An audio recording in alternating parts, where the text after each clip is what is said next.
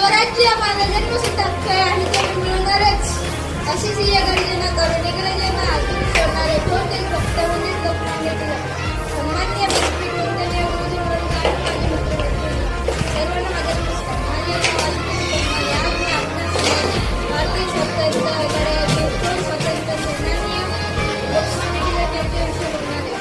लोकमान्य टिळक यांचा जन्म 23 जुलै 1856 रोजी रत्नागिरी जिल्ह्यातील शिवनेरी येथे झाला. त्यांचे पूर्ण नाव केशव गंगाधर टिळक. त्यांचे वडिलांचे नाव गंगाधर व आईचे नाव पार्वतीबाई असे होते.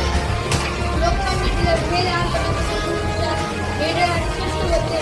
त्यांना नियमित सुट्टी होते. त्यांनी केसरी, मराठा विरुद्ध पद्धत सुरू करून लोकमान्य राष्ट्रभक्त जागवले. त्यांचे विचार लोक पौष्टिक झाले. लोक त्यांना आदराने लोकमान्य असे म्हणत. आपल्या शेवटच्या त्यांनी आपली शेवटच्या श्वासापर्यंत देशसेवा केली. 1 ऑगस्ट 1920 रोजी त्यांनी अखेरचा श्वास घेतला. लोकमान्य हे समाज सुधारित, स्वातंत्र्य सैनिक व लेखक होते. त्यांचे कार्य, विचार आणि ध्येय आपल्याला